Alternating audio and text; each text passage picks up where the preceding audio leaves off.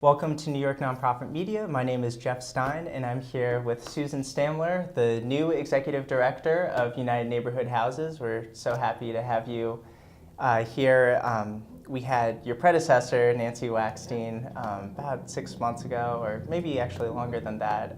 So we thought it would be a great time to check in back with UNH and see what policy and advocacy work you guys are working on right now at the top of the year. One of the things that I wanted to ask you about right off the bat that was really unique to UNH was the statement that you guys put out about Islamophobia. You were sort of the only larger nonprofit that I saw that put out sort of a unified statement about that. Why did you think that was so important from the perspective of your member organizations? Sure. Well, first of all, thank you for having me here. Yeah, of course. United Neighborhood Houses actually is a membership organization of 38 member agencies that live in unique communities. They operate in 600 sites around the city. So I think that we're particularly sensitive to what's happening in every neighborhood. Mm-hmm. One of our member agencies, the Arab American Family Support Center, spoke to all the EDs about the problems that were taking place in her community, and so it was unanimously agreed that we will stand together, and we felt it was really important to issue a statement that Islamophobia has no place in New York City, in our communities, and that is something that we don't stand for. So I'm glad that we all stood together, and I'm glad we stand apart from other organizations. Yeah, absolutely. Given that it's the beginning of the year, obviously there's a lot of activity going on with the budgets on the city and the state level. I know that the preliminary budget was released on the city level about 2 weeks ago. Mm-hmm. And I was wondering if you could sort of talk about the things that you liked that were announced and areas where you think the administration should move. Well, on the positive side, it's always nice to start out with saying thank you to Mayor de Blasio for increasing the minimum wage and making sure that that increase will appear in human service contracts. So we're really happy about that. There were some other things that happened that we really wished we didn't have to fight for, which is there are middle school after-school programs that not only operate in the school year, but also during the summer. And unfortunately, there was no funding available for the summer portion. Mm-hmm. And so those children have nothing to do. Their parents who are working have concerns of what will happen to them. And that's going to be a big issue for us as we head into this budget season and making sure we get those dollars back into the budget. Yeah, that's something you guys fought for last year, right? Absolutely, yeah. Absolutely.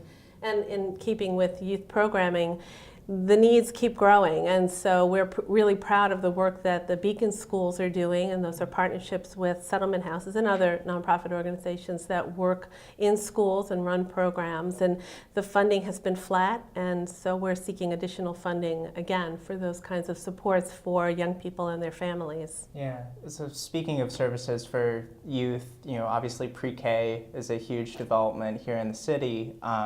But something that's gotten a lot of attention is the fact that there is not salary parity between pre-K instructors who work for nonprofit providers and those who are employed by DOE directly. And I think the Post had an analysis of this about a month ago showing that the nonprofit providers, by DOE's own assessments, were stronger by and large than the DOE run sites, but it's sort of interesting that the nonprofits are arguably running better programs but not getting paid as much for them. Right. Actually, there were several studies looking at a variety of indicators of what was successful in these early childhood programs.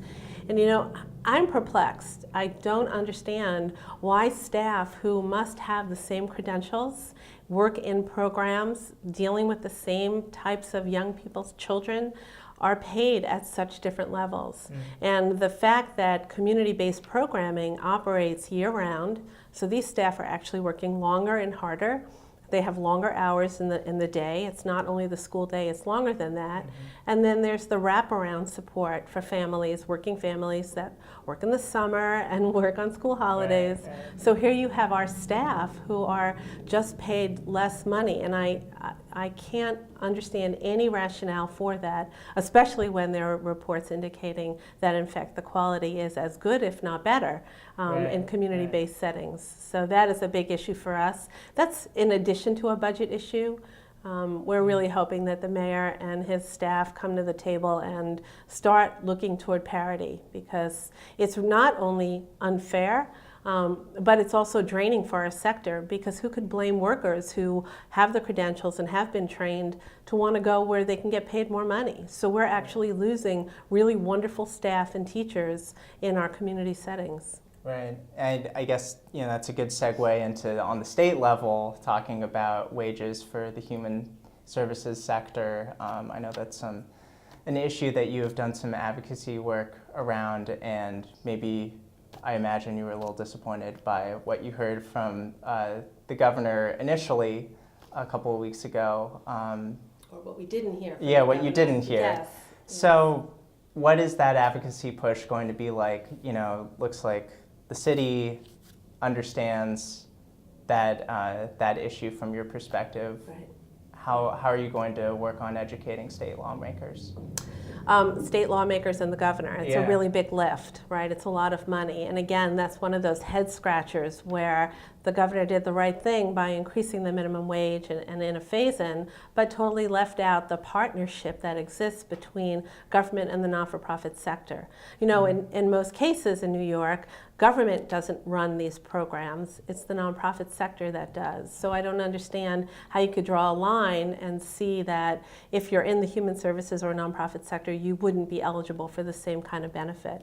Right. So we were up in Albany, actually, on Monday and Tuesday with a host of our executive directors and senior staff, and actually brought settlement houses from other parts of the state to go in and talk about what this means to them and how difficult it will be for budgets and programs. Yeah. Again, encouraging people to get a job in McDonald's in a fast food place because they probably have a better career ladder.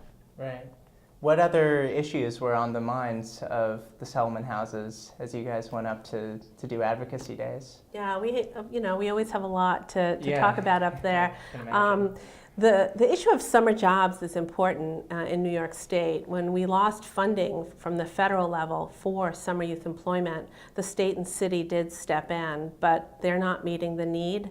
And even though there is money in the budget on the state level for summer youth employment programs, it's clearly not enough. And not only does summer jobs put dollars in a young person's pocket, but oftentimes it's the first time they're having a job. They have to wake up in the morning, put on clean clothes, go to work, deal with a supervisor, and in many of the instances, they're working in community-based settings, so it's a really wonderful experience all around. So that was a big ask, not only for us, but 2 weeks ago, we had 300 young people from around the state going up and talking about summer youth employment. Another big issue back to early childhood education is the need for more money for child care. Again, always needing to have more subsidized child care, but there are new federal regulations that will require additional health and safety inspections that is an unfunded mandate to the state, and we're hoping that the state doesn't look for those dollars amongst our contracts, that they actually put additional money in. Asking for additional dollars for adult literacy, very important. As much as we focus on young people and youth, we believe that parents and the workforce itself should have access to quality adult literacy programs, any kind of ESOL programming and other supportive services that they need. Yeah. Maybe as a final question, I'd love to get your thoughts on, what do you think is the biggest challenge facing UNH or the nonprofit sector writ large in New York City and New York State? I'm sure that there's a laundry list, but what do you think is the biggest hurdle right now? Did you ever hear the saying that when Fred Astaire and Ginger Rogers would dance, that she had to do what he did but backwards and in heels, right? So I think when you look at what the nonprofit sector is facing, these are community-based agencies. They're actually multi-million-dollar small businesses in the community.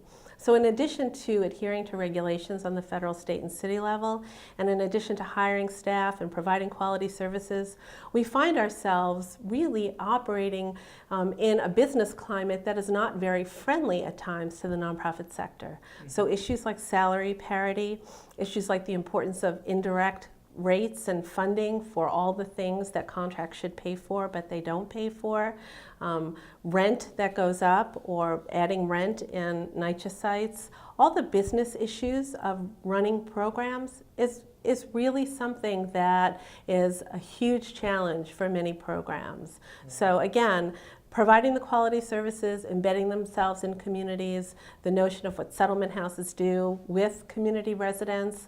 I'm not saying that's easy, but I think that our membership does it exceptionally well. But the hurdles that they have is in the business climate of how they do their work. Right, right. Well, here's hoping that that business climate gets better for you. Yes. Thanks so much for being here. Thank you. Thanks for having me. Of course.